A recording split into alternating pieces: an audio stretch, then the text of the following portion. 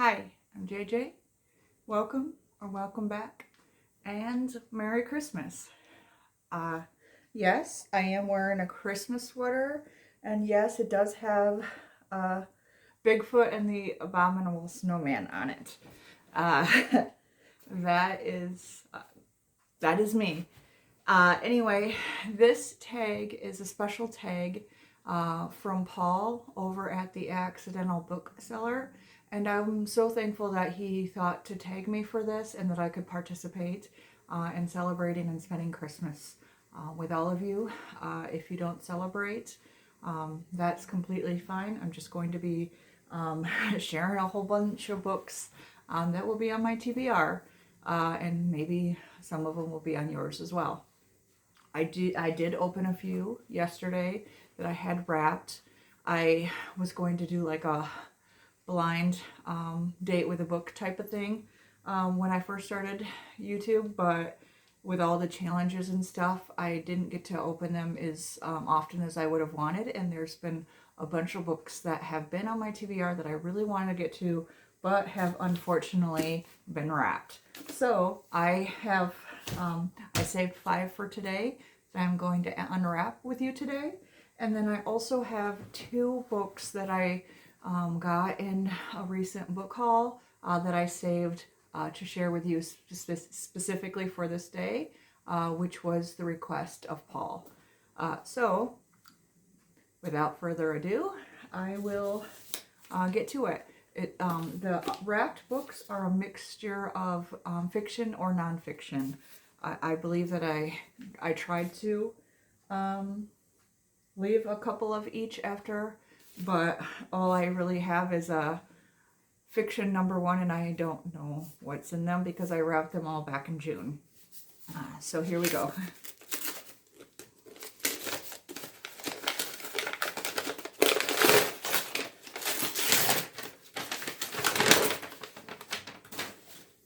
So this is the first fiction book. It is Gray Bees by Andrei Kurkov. And this is a Ukrainian book author who, it's essentially the gray zone, no man's land in Ukraine from the war that's going down.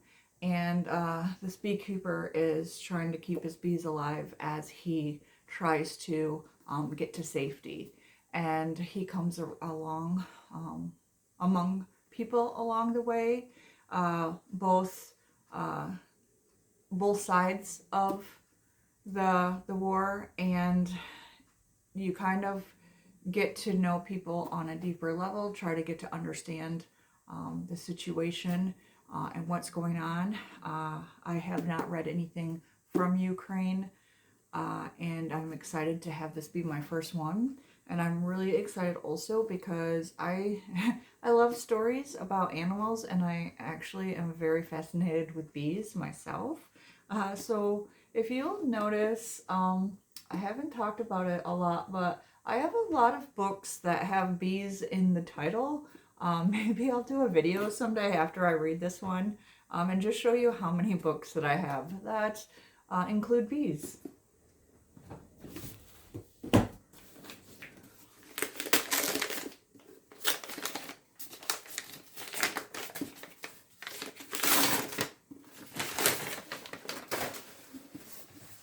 This one is nonfiction, Destiny Disrupted. It's the history of the world through Islamic eyes. And I also believe that it talks about, so it's the fall of the Ottoman Empire and beyond, but also world history through Arab eyes. So I am interested in understanding more of the time. I do have a couple of reads that are essentially the Crusades through Arab eyes. So I'm hoping that this will also give me a broader understanding.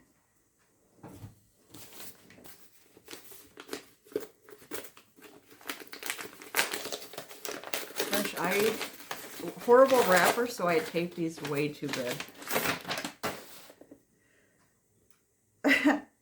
So this one is another fiction or nonfiction. It's The Darkening Age, the Christian destruction of the classical world. And so this one is about Christianity becoming a religion, and then also how as it spreads, you know, I was just mentioning the Crusades, which is why I kind of chuckled in the different things that Christianity, the spread of it and the forced spread of it has wrought on the world.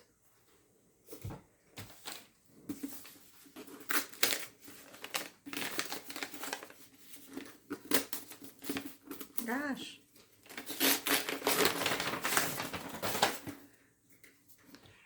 So this one is another nonfiction, Angels with Dirty Faces. First of all, I really love the title, and the cover is really cool. It is how Argentinian soccer defined a nation and changed the game forever. I really enjoy sports books. I love soccer. And I really like the cultural, political, historical context of it. And I have been reading around the world, so learning about Argentina through nonfiction rather than just reading fictional authors is something that I'm hoping will kind of broaden the scope for me. And I do primarily enjoy and watch women's soccer, but I am fascinated by sports and politics. So this one is definitely something I'm excited for and have been thinking about since I wrapped it.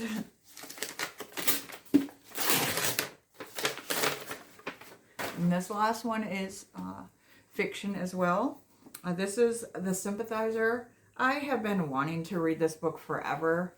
And so I wrapped it thinking that I would get to it sooner rather than later. And now the year has gone by and I still have to read it. But I have not been watching the TV show that it's based on, or that's based on this book, because I wanted to read the book first. It's kind of a alternate fiction type of thing from my understanding. And it's a Vietnamese writer who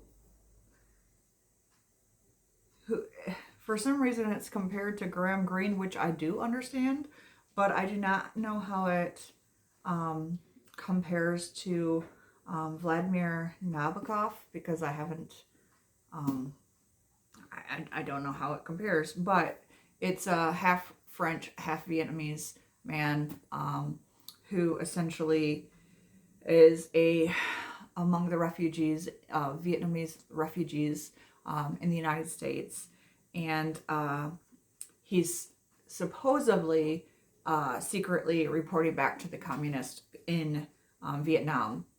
So that's all I know about it. I know it's supposed to be a thriller, political, psychological. I am interested in seeing how it goes. For some reason, I've not been spoiled too much by this book, so I don't think that I'll be ruined by the ending if there's any twists or anything. So I am excited to get to this before I do get spoiled by it. And then my next things that I wanted to share are two recent books that I got. One I have been waiting a year to get. I had a hard time finding it in the United States, and then once the tariffs hit, it was so ungodly expensive to try to have it shipped here, even though it was just most of the time coming from Canada or the UK. And I finally found a copy. I finally was able to just break down and bite the bullet. Found the cheapest copy, but still had to pay massive tariffs for it. But I'm really hoping it's worth it, because I've been really excited for this one for Like I said, I've been trying to get it for a year. I heard about it over a year ago, and I'm really excited to read it. This is called Unveiled by Carolyn Morgan. It is a novel, so it is fiction, but it is based on the Veiled Virgin sculpture by Giovanni Strazza. If you've watched my channel at all, I love art. I love sculptures, architecture, any kind of thing. I had recently done a video where I just basically had a love fest for Bernini, and when I was looking into it and stuff, I was like, I really wish I had this book so that I could do a comparison on the different art styles. It just fascinates me that he is able to make it look like there is a veil. You can see through it to her face, all in the same black block of marble. And I just, it absolutely fascinates me what these artists are capable of, and I'm really hoping there's more pictures in here. There is not, but the cover itself is the picture, and it is actually in Canada. I believe it was Vancouver, which I have not been to, not Vancouver, Montreal, and I absolutely want to go so that it's in Newfoundland, which is even more exciting because I've never been there as well. So I want to read this. I want to consume it, appreciate it, and then maybe someday soon I can go and see it in real life, because I'll probably get to Newfoundland way sooner than I would get to Rome to be able to see the other sculptures that I was talking about. And then my last book is my most recent purchase. I actually just got it. And this one is also a novel fiction. It is a young adult one, though, and it is called Don't Ask Me Where I'm From by Jennifer D. Leone. And this book is by an author who she was